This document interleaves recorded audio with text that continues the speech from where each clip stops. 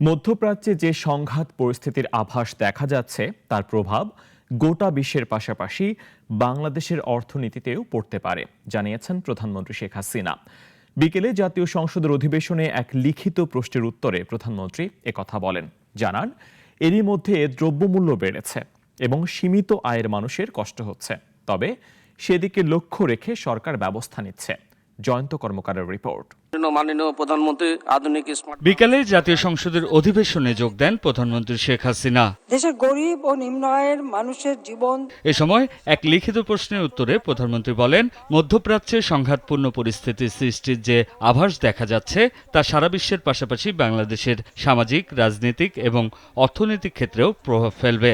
তবে পরিস্থিতি মোকাবেলায় সরকারও প্রস্তুত বলে জানান তিনি।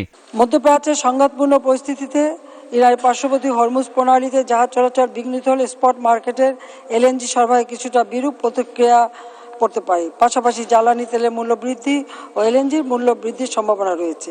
এ সময় জনগণের উপর থেকে মূল্যস্ফীতির প্রভাব কমাতে বর্তমান সরকারের নানা উদ্যোগের কথা জানান প্রধানমন্ত্রী। বলেন, পণ্যের অস্বাভাবিক মূল্য বৃদ্ধি অনেকাংশে সংযত করতে পেরেছি।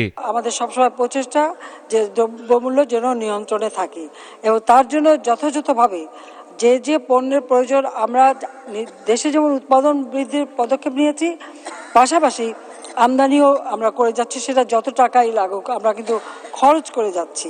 শেখ হাসিনা বলেন, বর্তমান সরকারের ঐকান্তিক প্রচেষ্টায় সারা দেশের আইন শৃঙ্খলা পরিস্থিতি স্বাভাবিক রয়েছে। এখনই মানুষের সেবা করে যাচ্ছি, সেটাই যথেষ্ট। প্রধানমন্ত্রী বলেন, পুলিশের সক্ষমতা বাড়াতে নানা উদ্যোগ নিয়েছে সরকার। সবকিছু নিয়ন্ত্রণ করতে সক্ষম হচ্ছি। জয়ন্ত কর্মকার, নাগরিক, ঢাকা। ওয়ালটন ফ্রিজ কিনে অনেকের মতো আপনিও হয়ে যেতে পারেন মিলেনিয়াল। সেরা পণ্যের সেরা অফার।